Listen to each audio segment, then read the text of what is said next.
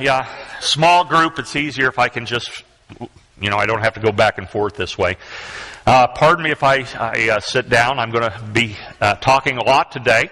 I may get up and stretch as I talk, but it's a little easier for the camera person if I stay put, and it's a lot easier on my back. I have some back issues that are kind of unique. They have to do with some injury suffered years ago, according to the physical therapist, and when I'm on my feet too long, they kind of hurt. The name of this seminar is When the Foundations Are Destroyed, and it is based on a verse in the Psalms that says, "If the foundations are destroyed, what shall the righteous do?"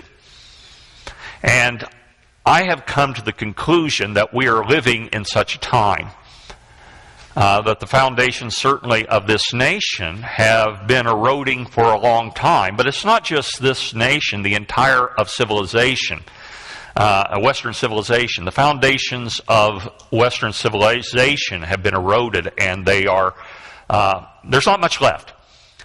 And we are living in a time such as that time spoken of by the psalmist. And it presents some unique challenges. So, what should we do?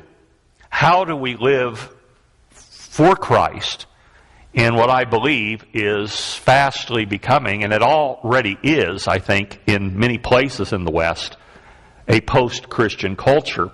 And I think we're seeing the beginning of a transition to an anti-Christian culture. And so I think the challenges of living in this time are unique, and these are perilous times. Give you a little bit of the background of my thought on this. I have really been trying to understand my culture in a serious way since college, and maybe before that, even into high school. I came of age during the countercultural revolution of the 1960s, and the culture changed. And there came a time when I said, I want to understand my times. And so I began to read the history of the 20th century. I thought, I'm living in the 20th century, I want to understand it. I began by learning about the world wars and the Great Depression and all sorts of things, the progressive movement. But I soon came to realize that to understand what's happening, I had to go back into the next century. And then I had to go back into the next century. And I had to go back to the beginning of the modern age. And I really had to go back to the fall of the Roman Empire. And we're not going to go quite that far back.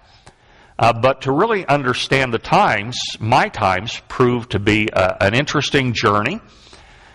It involved me in learning a lot of stuff that really made me venture out of the realm of just Bible study, and then it forced me to become a student of the culture. And it forced me to begin to analyze the history of Western civilization, the history of our culture, through the lens of the Word of God. God is the one who has wisdom and understanding, and He makes it available to those who truly desire it. And I don't claim to have all wisdom. There's still so much I don't know. And I haven't figured out as much as I would like to have figured out yet. It's an ongoing process.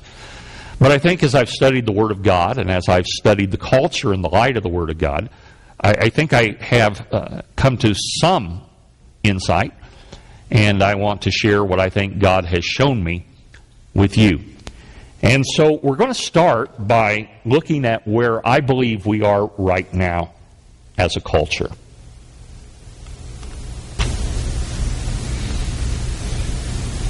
How would you answer that question? How'd that happen? Can you give me a good reason why, given the state of our nation at this present hour, why God should continue to pour out His blessing on the United States of America?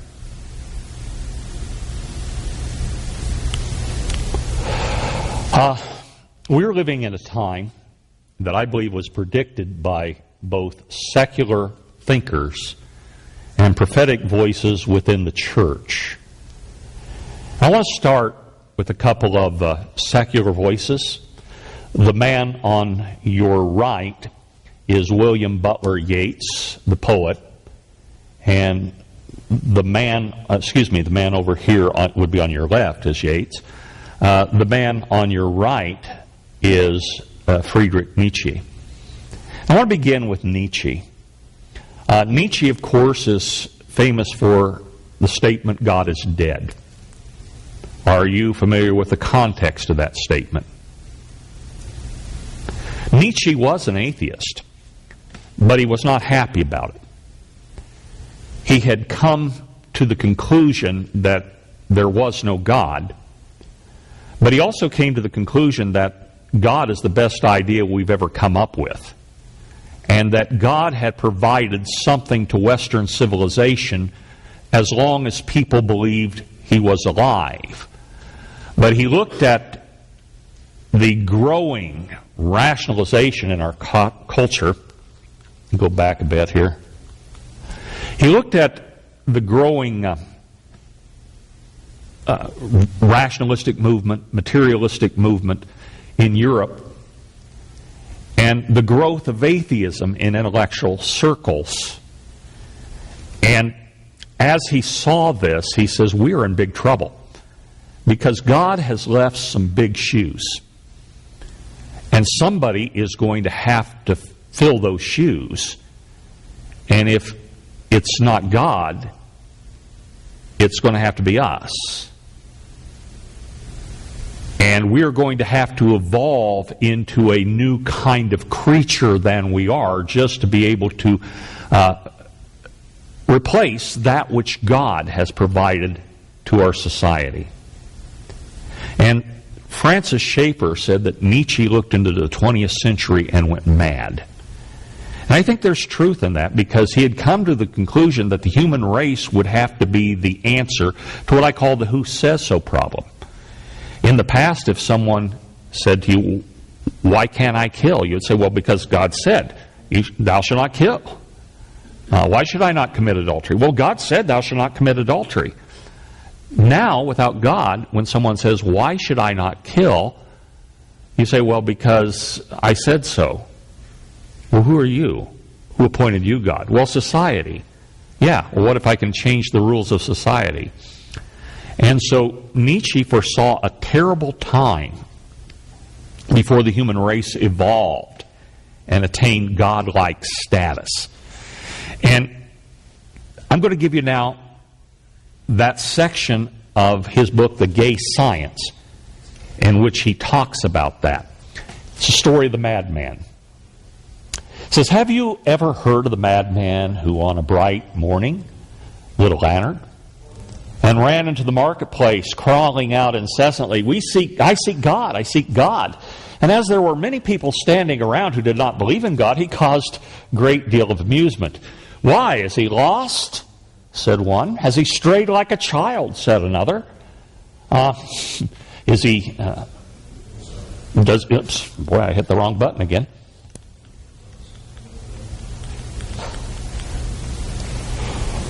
Or does he keep himself hidden? Is he afraid of us? Has he taken a sea voyage? Has he emigrated? The people cried out laughingly at all the hubbub. The insane man jumped into their midst and transfixed them with his glances. Where is God gone? He called out. I mean to tell you, we have killed him, you and I. We are his murderers. But how have we done it? How were we able to drink up the whole sea? Who gave us the sponge to wipe away the whole horizon? What did we do when we loosed this earth from its sun? Whither does it move now? Whither do we move? Away from all suns? Do we not dash on unceasingly, backwards, sideways, forwards, in all direction? Is there still an above and below? Do we not stray as through infinite nothingness? Does not empty space breathe on us? Has it not become colder? Does not night come on continually, darker and darker? Shall we not have to light lamps in the morning? I don't know what's happening. I didn't hit the button. Do we not hear the noise of the grave diggers who are burying God? Do we not smell of the divine putrefaction? For even gods putrefy. God is dead. God remains dead, and we have killed him. How shall we console ourselves? The most murderous of all murderers, the holiest and mightiest that the world has hitherto possessed, has bled to death under our knives. Who shall wipe this blood from us? With what water could we cleanse ourselves? What lustrums, what sacred game shall we have to devise? Don't know what has happened. Is not the magnitude of this deed too great for us? Shall we not ourselves have to become gods merely to seem worthy of it? There never was a greater deed. And on account of it, all who are born hereafter us belong to a higher history than any history hitherto. Here the madman was silent, and looked again at his hearers, and they were silent and looked at him in surprise. At last he threw his lantern to the ground so that it broke in pieces and was extinguished. I have come too early, he said. I'm not yet at the right time. This prodigious event is still on its way and is traveling. It's not yet reached men's ears. Lightning and thunder need time. The light of stars need time. Deeds need time, even after they are done, to be seen and heard. This deed is as yet further from us than the furthest star, and yet they've done it. Before I go to Yates, you understand what he was saying? We've done it to ourselves. We're in big trouble. We killed God, but who is going to fill the role that God has played? You know, the day Nietzsche was institutionalized, there was a man who was beating his horse to death. He had tried to get his horse to pull a cart that was too heavy for the horse, and the horse had collapsed trying to pull it, and the man was beating the horse first to get him to his feet, and when the horse could not do it, the man just continued to beat him, and he was beating him to death, and Nietzsche threw himself on the head of the horse and said, "Stop, stop," trying to save the life of the horse. And, of course, he was crazy, they said, so they put him in the mental institution. He was certainly in the beginning of his struggle with syphilis, which eventually destroyed his brain. But I think that was a moment of true sanity, because he had put his faith in man, and he was looking at what his God was capable of. And he realized we have such a long ways to go. And as Schaeffer said, I think he looked in the 20th century and went mad. He says, the death of God isn't good news. When our society extinguished its belief in that which was noblest and most holy, there's going to be a terrible price to pay as the belief in God decomposes and as the gravediggers come. And so Nietzsche foresaw a lot of the upheaval of the 20th century, and it's an ongoing thing. Now, another guy, after the Second World War, you would think, well, that's a good time. It was the war to end all war, and we had the League of Nations. But William Butler Yeats looked at what was happening in the world, and he was not as hopeful. He wrote the poem called The Second Coming, turning and turning in the widening gyre. The falcon cannot hear the falconer. Things fall apart. The center can't hold. Mere anarchy is loosed upon the world. The blood-dimmed tide is loosed, and everywhere the ceremony of innocence is drowned. The best lack all conviction, while the worst are full of passionate intensity. Sounds like our times, doesn't it? The center can't hold. Anarchy is loosed upon the world. The ceremony of innocence is drowned, the loss of innocence. I love the last two lines. The best of people seem to have no conviction, while the worst of us are full of passionate intensity. I'm putting this down because as I move it, it seems to be so sensitive it changes on its own. He goes on, surely some revelation is at hand. Surely the second coming is at hand. The second coming. Hardly are those words out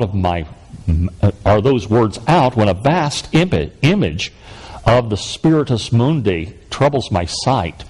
A waste of desert sand, a shape with a lion body and the head of a man, a gaze blank and pitiless as the sun. Even when I twitch my leg, it turns. A gaze blank and pitiless as the sun. It's moving its slow thighs while all about it wind shadows of the indignant desert birds. The darkness drops again.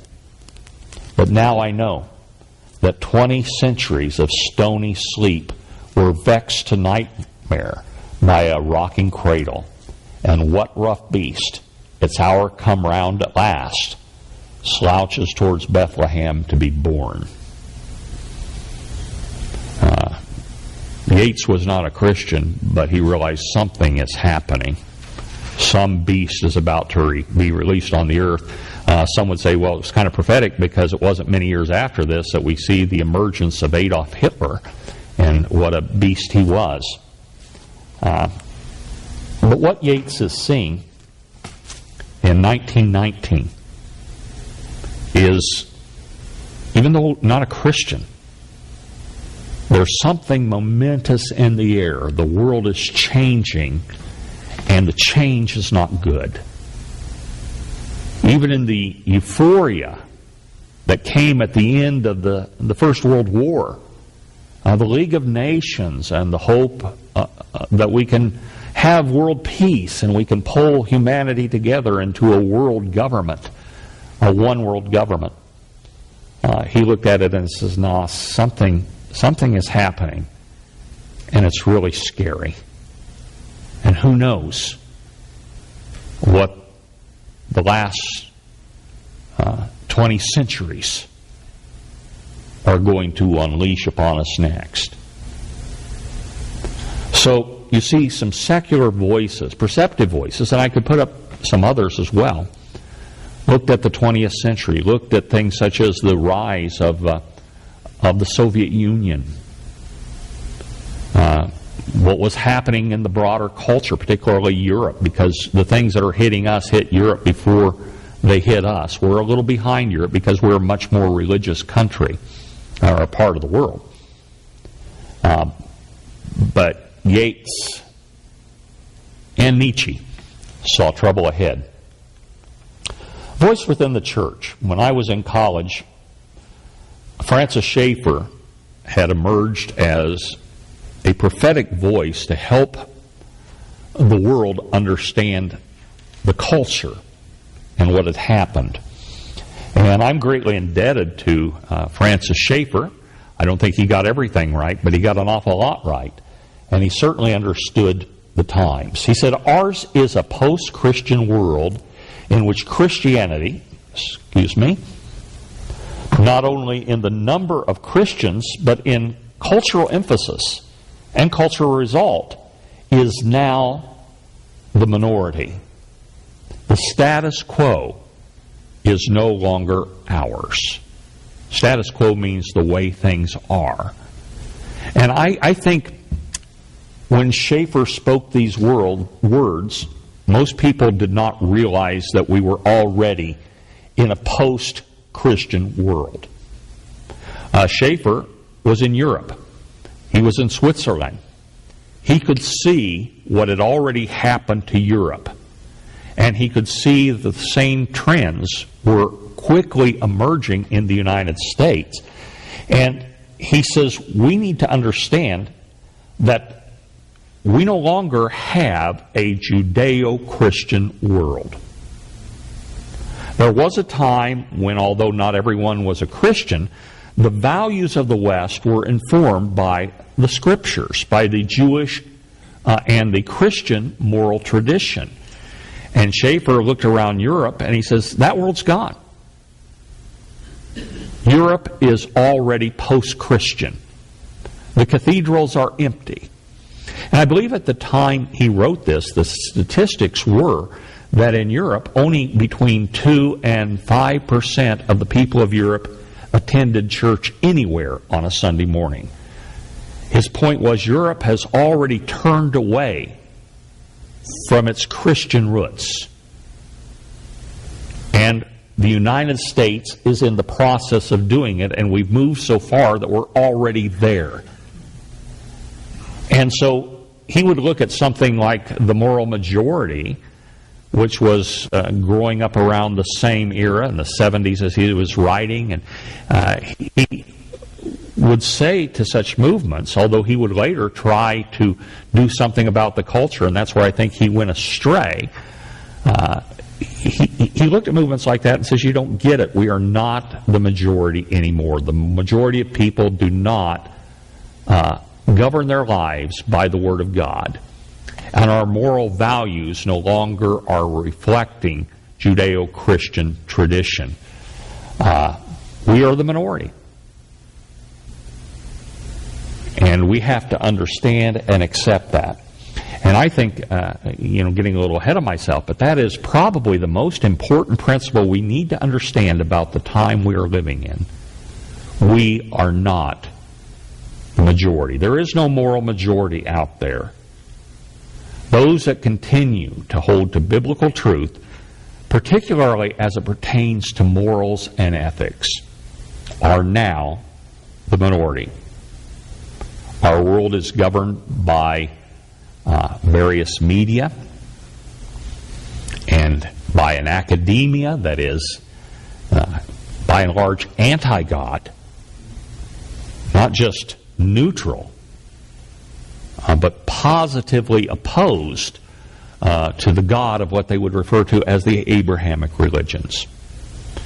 So you and I, who continue to hold to biblical truth, need to understand that we are a minority, and we are going to become an increasingly unpopular minority.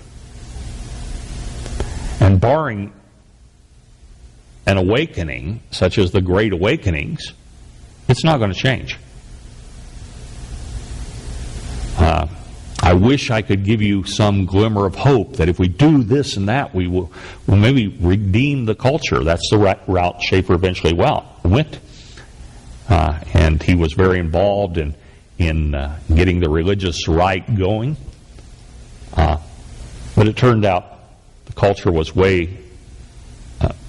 far too gone for that to be effective. So where are we? We are living in a pluralistic and secular culture which is increasingly hostile to us. Pluralism, by the way, is generally a transition in human history between one consensus to another.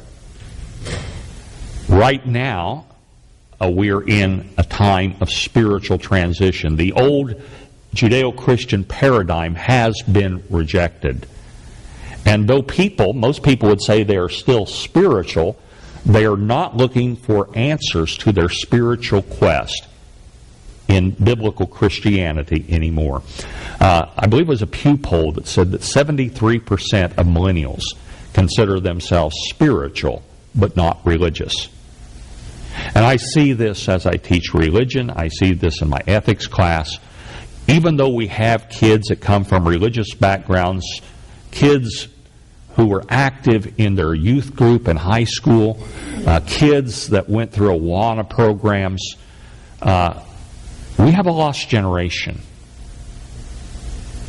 that doesn't know whether they're going to continue on in what they were taught in the homes or whether they're going to look somewhere else for something more satisfying. So we have an entire generation of seekers. Some Christians have picked up on this.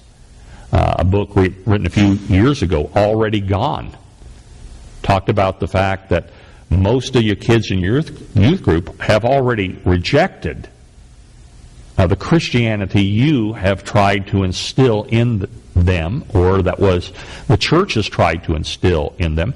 Once they get to college, they are gone, and they will not come back. That is a troubling reality. Before that, there was a book along the same line on Christian, in that young people are rejecting Christianity. They are embracing something in many cases that calls itself Christianity, but is certainly not informed by biblical truth. The gospel is being rewritten. And that's something I've noticed in my studies, in global studies. It is really troubling what is being taught in evangelical colleges and seminaries these days. As you can see, even in something as conservative as Liberty University, started by Jerry Falwell, you are seeing professors and you are seeing textbooks drift away from the historic Christian faith. It's troubling times. So the world is pluralistic, it's secular, and it doesn't like us, who are out of step with the culture. This was Robert Bork. He's dead now. You remember, we even have a term, Bork. He was the first one that was just destroyed in a hearing in which he had been nominated to serve on the Supreme Court, and no one saw it coming. He wrote this. He said the only chance, by the way, before this, we need to have some sort of religious renewal. That is the only chance this country has. And he was not a Christian man, so far as I know. But he says the major obstacle to a religious renewal is the intellectual classes, who are highly influential and tend to view religion as primitive superstition. They believe that science has left atheism as the only respectable intellectual stance. And I think he's absolutely right. This is the world we live in. Pluralistic, everyone looking for something, but no one looking for Christ, and secular. Atheism is growing. Agnosticism is growing.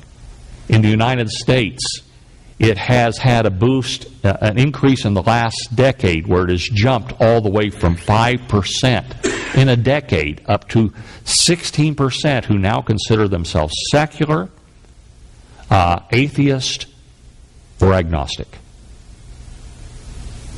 Most people in this country would still self-identify as Christians.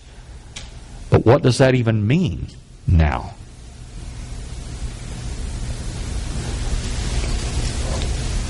Going back to Schaeffer, he said, I believe that pluralistic secularism in the long run is a more deadly poison than straightforward persecution.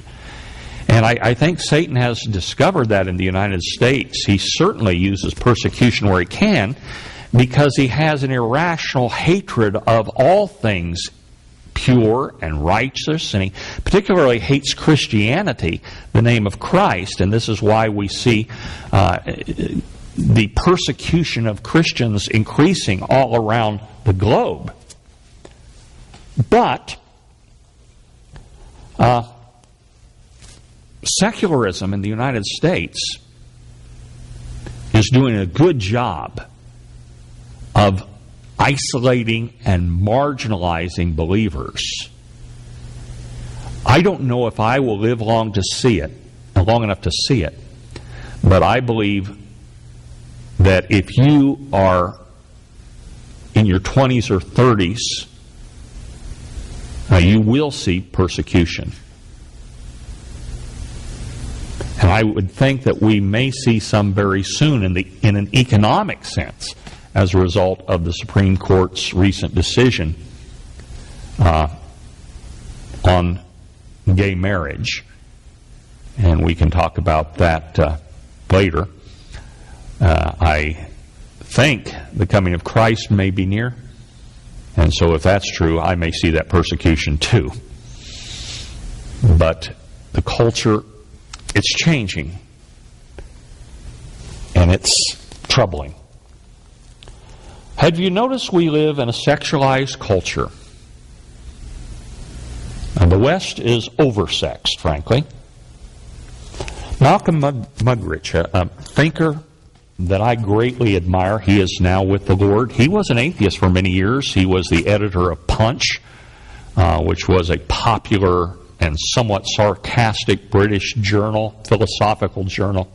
And why did it change on its own? I don't understand. Okay. It's like it's on a timer, and I have so long, and it's going to change whether I want it to or not. I'll tell you some more about Malcolm Muggeridge. We won't go there yet. It's back a few slides to Muggeridge.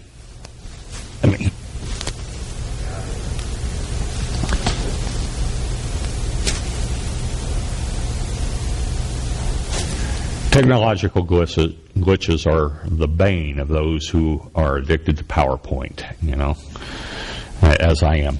Muggeridge was an interesting guy. British intellectual, man of letters, award-winning journalist, who in his latter years became a Christian. And he had incredible insight into the culture. And he said some terrific things, profound things. He says, if God is dead, picking up on Nietzsche's theme, somebody is going to have to take his place. It will be megalomania or erotomania, the drive for power or the drive for pleasure, the clenched fist or the phallus, Hitler or Hugh Hefner. That interesting? Especially in light of recent headlines, what's happening? We have megalomanias in high places right now. A person that is so arrogant that they think they're God. And then we have erotomania. And Muggeridge, decades ago, said this is the only options. If a society gets rid of its belief in God, somebody's going to have to take his place, and it's going to be one of these things. We're going to have a megalomaniac, or we're going to descend into the pursuit of sensual pleasure, Hitler or Hefner, and I think we got a little bit of both, actually, don't you?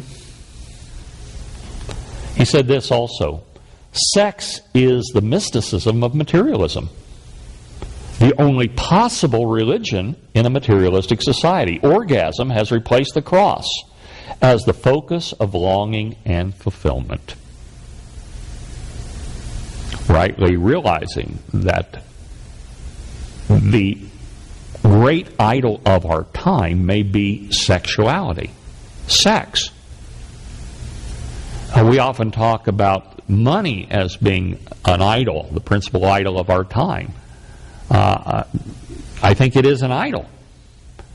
But if we had statues of all of the idols that are worshipped in our society and they represented a hierarchy, I think right now this culture worships Diana of the Ephesians. We worship Artemis. We are a sex-mad culture. And what do people have that can give them the good feeling they seek? Joy, which they seem to never find, except pleasure. It's a poem my daughter gave me. Don't know who wrote it. Talk about her generation and the millennials. We believe in Marx, Freud, Darwin. We believe everything is okay as long as you don't hurt anyone, to the best of your definition of hurt and to the best of your knowledge. We believe in sex before, during, and after marriage. We believe in the therapy of sin. We believe adultery is fun. We believe that sodomy is okay. We believe that taboos are taboo. We believe that everything is getting better despite evidence to the contrary. Evidence must be investigated. You can prove anything with evidence. We believe there's something to horoscopes, UFOs, and bent spoons. Jesus was a good man, just like Buddha, Muhammad, and ourselves. He was a good moral teacher, though we think his good morals were bad. We believe that all religions are basically the same, at least the one that we read was. They all believe in love and goodness. They only differ in matters of creation, sin, heaven, hell, God, and salvation. We believe that after death comes nothing, because when you ask the dead what happens to them, they say nothing. If death is not the end, if the dead have lied, then it's compulsory heaven for all, except for Hitler, perhaps Hitler, Stalin, and Genghis Khan. We believe in Masters and Johnson. What's selected is average. What's average is normal. What's normal is good. We believe in total disarmament. We believe there are direct links between warfare and bloodshed. Americans should beat their guns into tractors, and the Russians would be sure to follow. We believe that man is essentially good. It's only his behavior that lets him down. This is the fault of society. Society is the fault of conditions, and conditions are the fault of society. We believe that each man must find the truth that's right for him. Reality will adapt accordingly. The universe will readjust. History will alter. We believe that there is no absolute truth, accepting the truth that there is no absolute truth. We believe in the rejection of creeds, the flowering of intellectual thought. If chance be the father of all flesh, disaster is his rainbow in the sky. And when you hear state of emergency, sniper kills 10, troops on rampage, whites go looting, bomb blast schools, it's but the sound of man worshiping his maker. What do you think? So where are we? We may be witnessing the final days before the collapse of Western civilization. The path we are on is not sustainable. So, if Christ doesn't return, your children, may witness an implosion similar to what happened when the Soviet civilization imploded on itself. We may be seeing signs that we are living in the last days. Unfortunately, the signs of a collapse of a civilization and the biblical signs of the end times are strikingly similar. We may be seeing the fulfillment of these words from 2 Timothy chapter 3. That's the first part. Any questions on where we're at now? Any disagreements as to where we are now? Have I overstated the problem?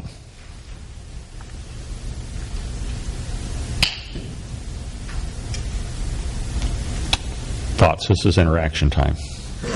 I've always viewed, we mentioned the sexual revolution that occurred somewhat in the 60s, somewhere the time that you said that you were influenced by or started sure. to look at your culture. Live through it. And I've always, I teach psychology and I studied someone, I'm not as insightful on this as anything, but Freud. Freud explains our personalities and who we are.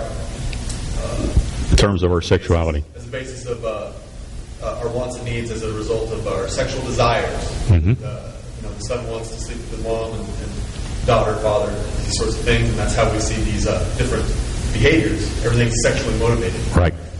And I believe he wrote, most of that was the early 20th century, 19 to 1910. And so 50 years later, we see the sexual revolution occur. Mm-hmm. Somewhat earlier in Europe, I believe that they did it. Right. A little earlier.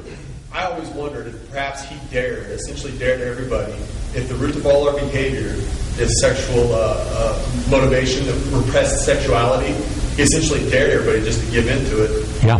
And shortly thereafter, we see the sexual revolution, and now we've never really turned back from it. Yeah, and one of the things we want to do is go back and see where some of these trends began. We will not go specifically to Freud, though we could. There's a book written by David Breese called Seven Men Who Ruled the World from the Grave. Individuals whose thought was so influential that it created the era we're living in. And Freud is one of his 7 men who rules the world from the grave. I think you'd look at these milestones in the sexual revolution. I think you start with Freud, and then I think you go to Masters and Johnson. And then I think you bring in around the same time Hugh Hefner and the actual philosophy of hedonism.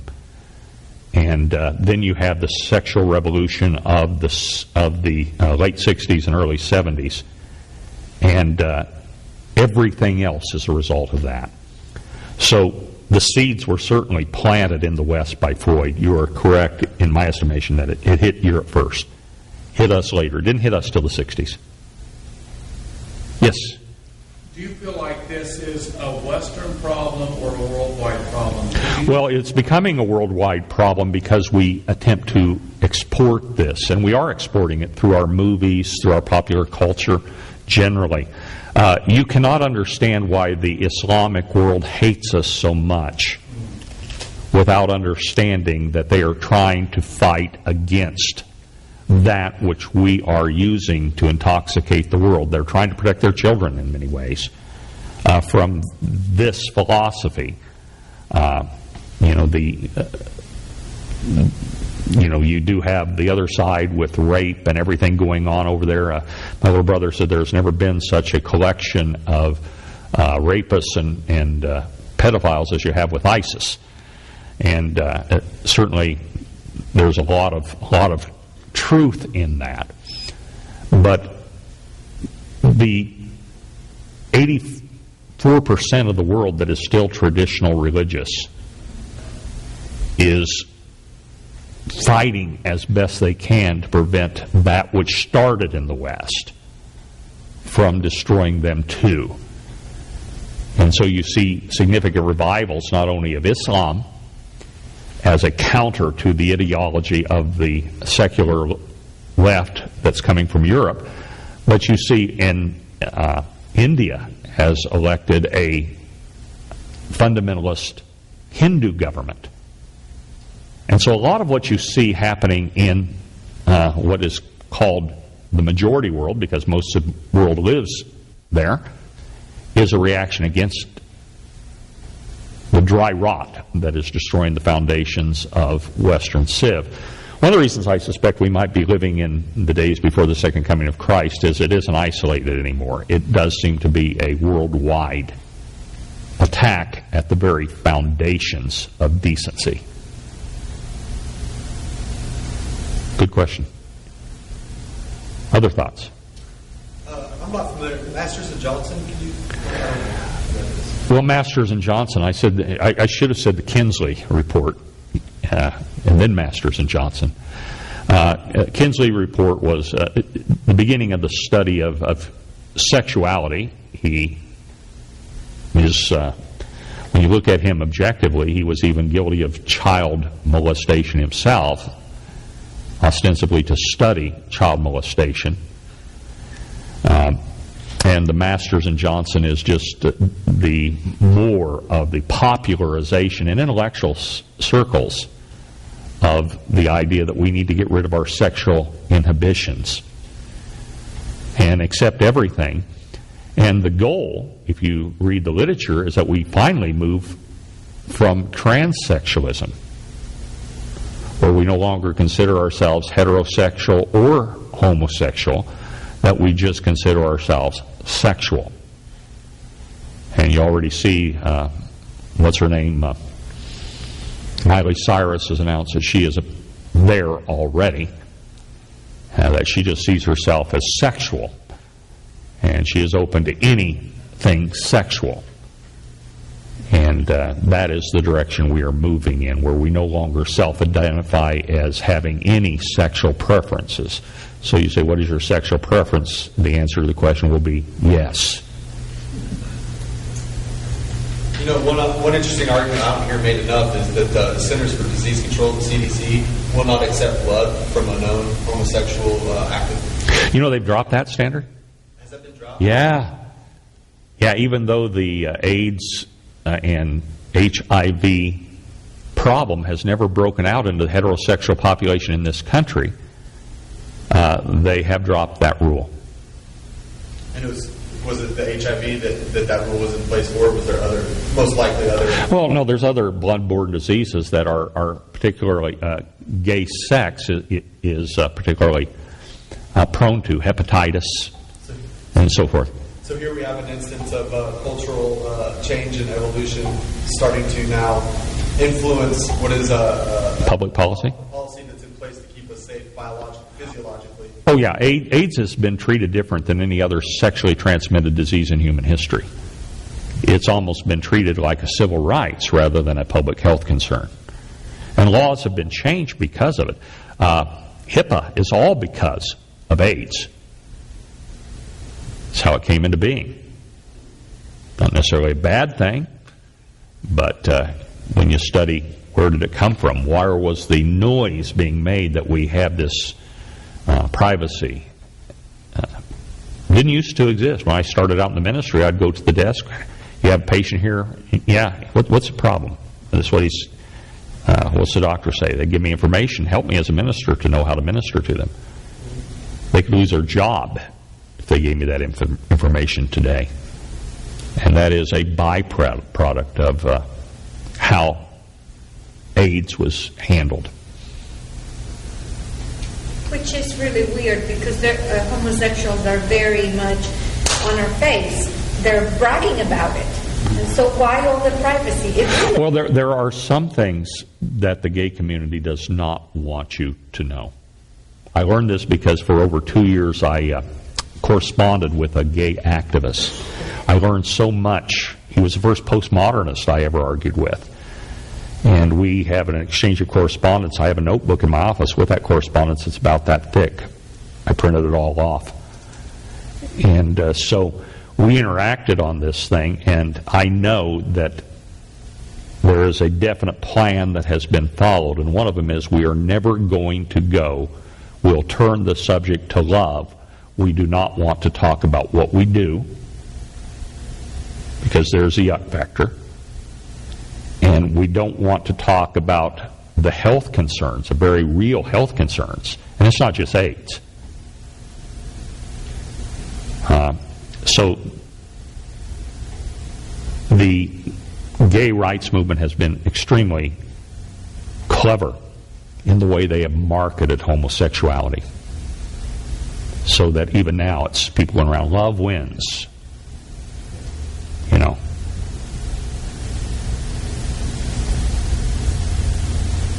Anything else on the times, where we're at? Can any of it be explained as a generational thing? Like you have the parents of the brought up in the 50s, 60s, 70s era. Their children are the ones that are coming through college and high school age, and I guess I see it with my friends that had older parents. Mm-hmm. We tend to be much more conservative than some of the kids our age that had the younger parents in that same time frame. Oh, I think you're absolutely right, Bert. I think the greatest generation was the generation that my generation, the baby boomers, rebelled against. And we trashed their values. And the radical values of the 1960s are now mainstream.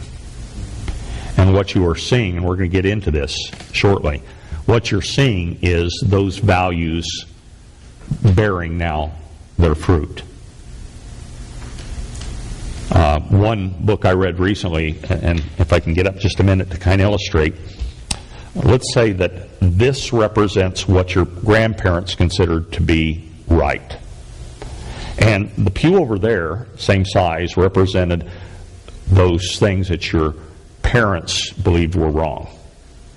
And this in the middle represents the things that were neither right or wrong, just different. Studies have shown from generation to generation that this pew is getting what we think is right, is really expanding. Those things that we believe neither right and wrong, it's expanding too. And the things that are considered to be categorically wrong that pew is getting shorter and shorter and shorter. So, with each generation, we have that change. Our society is drifting in a direction. I think you can even see that in the church, so to speak, with certain traditions that. Oh yeah. Like my dad used to talk about how if a guy came to church and wore cowboy boots instead of dress shoes, That's looking for you. I mean, I don't know if that's a good thing or a bad thing, but it did show that church is someplace that you go and you Well, in my background, respect in a certain way. being the cowboy evangelist was a big thing. So wearing cowboy boots was something that was you were able to do. I looked at Paul's feet, want to make sure he didn't have cowboy boots. Actually, that is interesting you'd say that, Bert, because that was one of the books I've studied as I'm doing my work right now on my master's degree makes that very point, that you compare Grandpa's 3, and very little in the middle. Things were much more black and white. His sons, suddenly that's growing. His views, different from his father's and his son. But where we're at right now is many of the things that were considered terrible by our grandparents are completely acceptable now. So will this next generation rebel from their parents and maybe become more godlike, or will their kids be even more I think we're at the place now. cycle, or will it ever, would it take some, I mean, and from my perspective, the slow drip is more dangerous than if something major happened. Well, see, that was Schaeffer's point. Schaeffer's point was outright persecution is not nearly as effective as slow secularism. I don't know. That's why I called it the foundations are destroyed. How do you rebuild the foundation once it has been destroyed? I think all we know historically is that cultures that go down the path we're going down don't come back. Yes? But was even that philosophy part of the problem? Because when Christ was walking the earth, he spoke out against the Pharisees. He developed a set of guidelines that you had to live this way to be spiritual. And it seems like back in that generation, coming to church was a thing where, you had to sing these songs and you had to wear these clothes or you weren't spiritual. But wasn't even at that point the drift starting? And the fact that to be spiritual was a certain type of thing? Yeah, I think legalism was a response against what was happening in the culture. You had the modernist fundamentalist controversy, but knowing the history of this century is very helpful. There was a cultural shift after the First World War as the soldiers came home. How are you going to keep them down on the farm after they've seen Paris? And so you had a cultural shift there. You had the Roaring '20s. And in the midst of that, you had the modernist fundamentalist controversy. And I have what I call my first law of human relations, which is for every action there is an opposite and disproportionate overreaction. And what happened is, to try, as a reaction against what was happening, we built a wall.